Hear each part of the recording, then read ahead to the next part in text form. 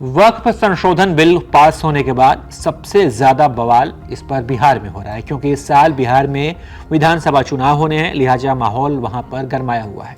RJD, JDU और BJP poster के जरिए एक दूसरे पर सियासी निशाना साध रही है। आरजेडी दफ्तर के साथ साथ पटना में कई जगह पोस्टर के जरिए सीएम नीतीश कुमार, जेडीयू पर, आरजेडी पर प्रहार किया जा रहा है। इस पोस्टर को देखिए, आरजेडी के नेता आरिफ जलानी ने इस पोस्टर को लगवाया है, जिस पर एक ओर गिरगिट तो दूसरी ओर नीतीश कुमार की तस्वीर लगाई गई है।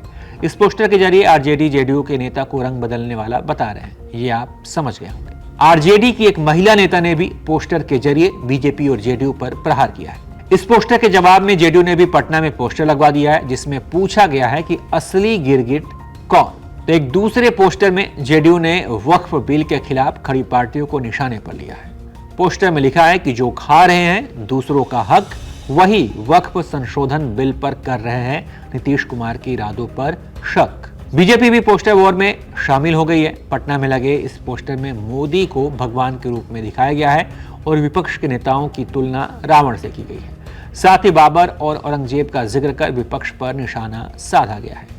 इस पोस्टर वोट से अलग पटना में एक और सियासी युद्ध जारी है। दरअसल वक्फ संशोधन बिल पास होने के बाद जेडीयू के कई मुस्लिम नेताओं ने पार्टी छोड़ दी है। इनमें से जेडीयू के नवादा जिला सचिव फिरोज खान, पूर्व प्रदेश सचिव एम राजू नैयर, अल्पसंख्यक प्रकोष्ठ के प्रदेश सचिव शहनवाज मलिक, बेतिया के जिला उपाध्यक्ष नदीम अख्तर, प्रदेश महासचिव तबरेज सिद्दीकी, पूर्वी चंपारण चिकित्सा प्रकोष्ठ कासिम अंसारी, अल्पसंख्यक प्रकोष्ठ के महासचिव अफरीदी रहमान शामिल हैं। तो बिहार में कुल मुस्लिम आबादी करीब 18% है, जिसका असर 54 सीटों पर पड़ता है। इन 54 सीटों पर मुस्लिम वोटर करीब 20 से 40% है, इसलिए मुस्लिम नेताओं के इस्तीफे के बड़े मायने निकाले जा रहे हैं। बहरहाल आप इस पर क्या सोचते हैं? क्या जेडीयू में इस बिल को लेकर दो फाड़ हो जाएगा?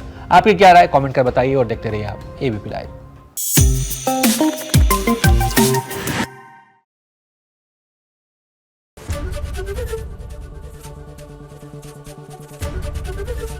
एबीपी गंगा, खबर आपकी, जुबान आपकी।